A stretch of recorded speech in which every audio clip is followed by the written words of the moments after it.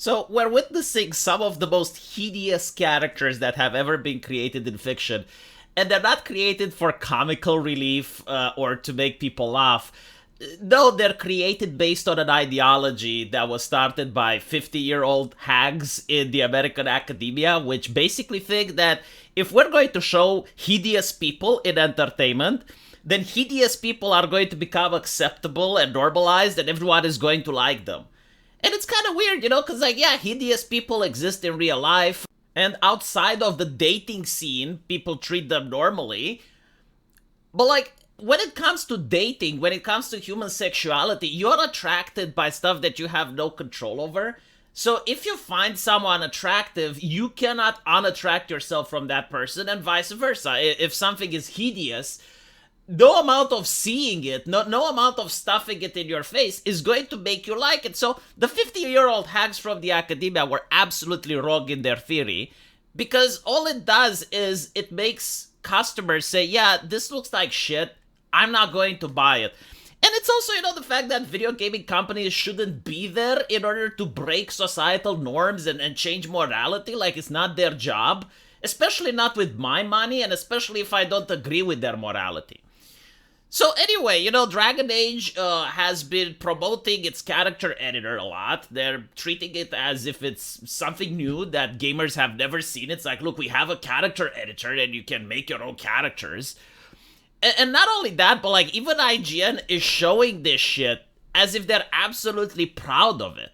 This is a female character, I guess. You can make it whatever you want, but It is hideous, right? That's the problem. And I had this conversation on Twitter with a person, because, they know what the ideology is doing and they agree with the ideology, but they can't actually articulate what it's doing because it has to be subversive. They have to trick you.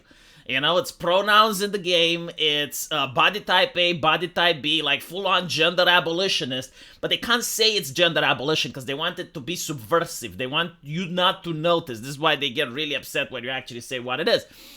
So this person was basically telling me that you gooners, because they always bring pornography in the conversation, right?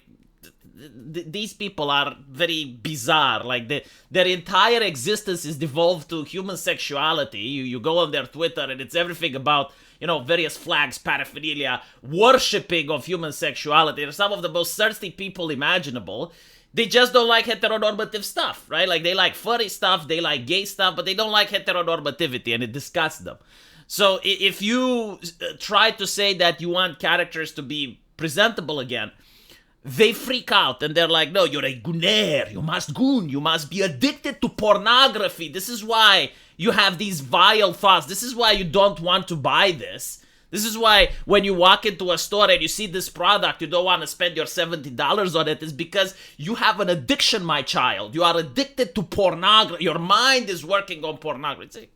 It's very difficult to even have a normal conversation with these individuals. It's almost like they're reciting the poem that they were told to recite. But anyway, they were suggesting that even with Dragon Age 3, people weren't happy with the character design. And I looked into it, and it's actually true to a certain degree, because that's when the games actually started going woke. It started with Mass Defect, Andromeda, and then with Dragon Age 3. But the thing with Dragon Age 3, right, you had two female characters that were absolutely ugly, made on purpose. One of them made sense, the other one not so much. The first one was the Inquisition lady, which apparently was actually a hit with some people, because she was a little bit more tomboyish. But she was heavily masculinized. She wasn't supposed to be feminine at all. And I think they even nerfed her tits, because in the trailer she had a bigger chest. But again, this is what these people are obsessed with. It's to defeminize femininity as much as possible. But going back to what I was saying, at least Dragon Age 3, you had Liliana, you had Morrigan, you had actual female characters. But more importantly, you could use the character editor to make beautiful looking female characters.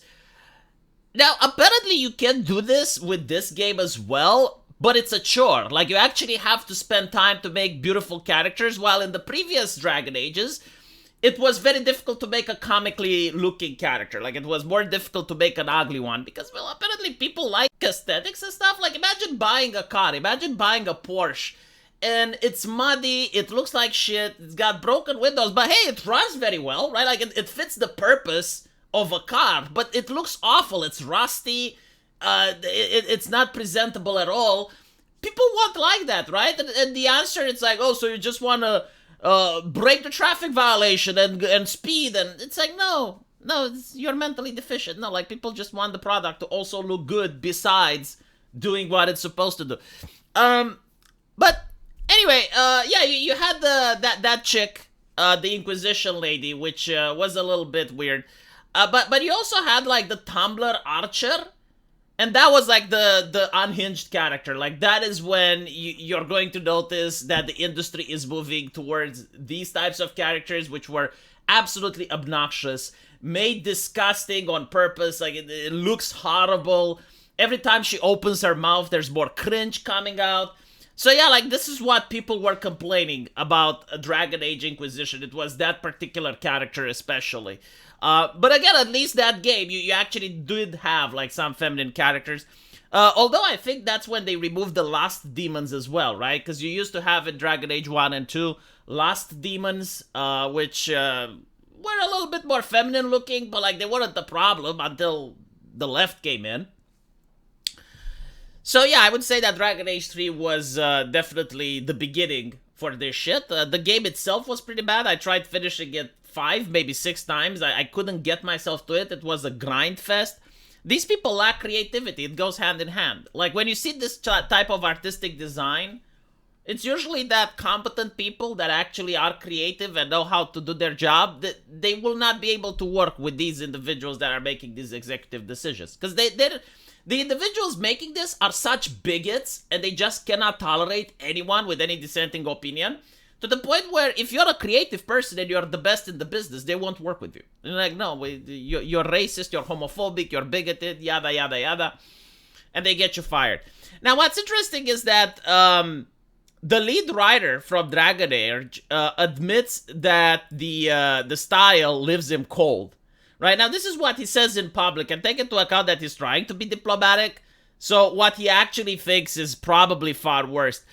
And the reality is, like, it's not just this, right? Because, like, this is the character editor. Obviously, you don't have to make characters looking like this. But when you look at the actual art style, the body shape, it is so queer, isn't it? Like, it is done queer on purpose. And 99% of the players probably aren't queer. Right? The people that actually buy your game. It's not only that, but it looks like rich Californian people, doesn't it? It looks like individuals that are upper middle class wealthy twats. Like, you don't get to see anything else here. It's like the body pose, the mannerisms, everything. The colors.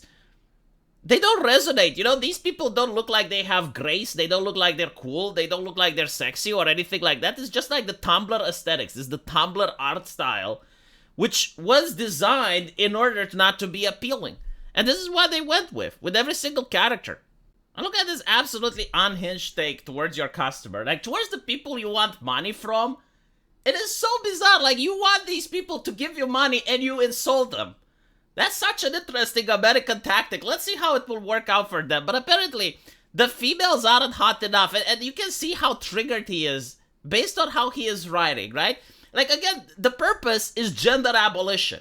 And when people don't want gender abolition, they get upset because you are attacking their ideology. You're literally attacking their core. Like, their energy is not towards making an entertaining product. Their energy is to make gender abolition. So you're literally attacking the very essence of what they're trying to make when you're saying that the women look ugly. And this is why they get so upset, right? If you are attacking the bugs, if you are attacking the game itself, they don't give a shit, because they're not there to make entertainment or video game. That's the Trojan horse, right? It's almost like you're attacking the shape of the Trojan horse. Like, no one cares about it. But if you point out the soldiers, then they freak out. So basically they're saying that they've clued in the notion this is obvious incel behavior. It's like, look, man, it's 2024. You need incel money to stay in business. Like, there are just so many incels right now in the world. I think, like, the average age for men to lose their virginity right now is, like, 30 years old or some shit, according to latest statistics. If you make entertainment for young men, you need to beg the incels for money. You need to crawl on your knees and beg them to give you money rather than to spend it on the gacha games. Unless you want to go bankrupt and look for a different job, like that is a possibility. You know, you can work at an old people's shelter. You're not going to find incels there. You can work in a marriage counseling or something, you know, with people that are more to your liking. But if you need video games, you gotta work with the incels. In fact, you have to beg them because they are the ones that have the cash. And they're not going to give it to you unless you're being nice to them because, believe me or not, they're still human beings. Right? Like, just because they haven't managed to find a woman yet, it doesn't mean that they aren't worthy of respect. And this is not respecting them, by the way. This is no. This is horrible. Like, if you were to go to your mom and you say that she looks like this, she would smack you, wouldn't she? They swapped out unattractive for masculine and thus transgender because that's framing which makes them seem political instead of porn brain. Like, the very fact that you think people on the internet would be shy to discuss about pornography blows my mind. Especially in the video gaming community. Like you honestly think that when Overwatch came out and everyone was gooning over Overwatch, like people were ashamed to discuss it? I don't know how the culture is like in California. I don't know how sexually repressed people are there. But we went through Free the Nipple already. People are very okay with discussing about their porn habits in public, on the internet, right? Like not face to face, but like on the internet, besides an avatar, who gives a shit? But the reality is that this isn't what they care about. It's not like people don't know where they can find pornography. Like, the internet is there, people know where to find it. They are saying that you are making awful character designs. And instead of you owning that, instead of saying, yeah, you know what, we are actually doing that, you not only are denying it, but you're insulting your critics. You're like U-Ball on steroids. And this whole thing, it's like, as I mentioned, is the gender abolition shit. They're aware of it. And do you know how I know that they're aware of it? Because I watch GDC.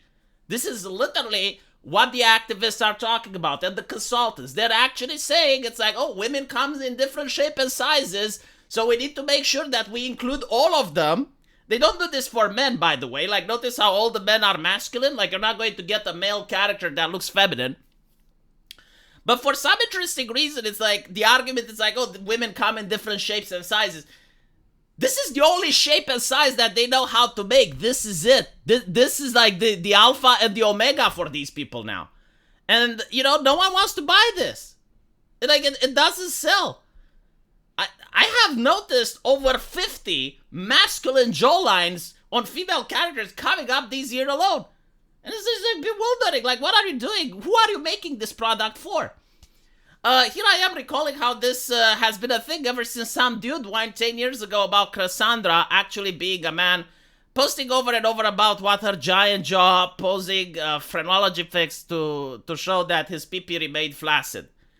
Again, they cannot have a conversation outside of pornography. Like, this is their realm. This is where they exist. Like, their whole shtick is pronouns in bios and various flags that they worship. And like that is their zone. And they are not comfortable exiting that zone. When it comes to Cassandra, yeah, I mean, you go from Morrigan, Liliana, you go from Dragon Age 2 with the Isabel and other relatable characters, and then you drop a Cassandra over there. Yeah, I'm sorry, it's not fair for her. It's like dropping me with Mike Tyson in a ring. I'm not going to be able to compete. And this is the reality, right? Now, again, with Cassandra, I kind of understand, because it's like, okay, you wanted a tomboy, but she is made ugly on purpose. Like, at least you can admit that that is what you were going for. You don't give a woman a scar on her face and then not expect people to say that she's unattractive, especially when this is a fictional universe. Like, you could have designed her any way you wanted.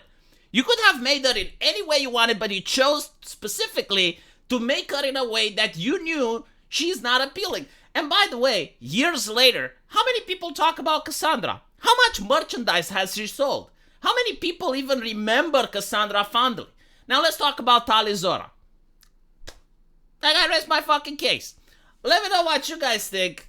And as usual, I will see you in the comment section. Take care.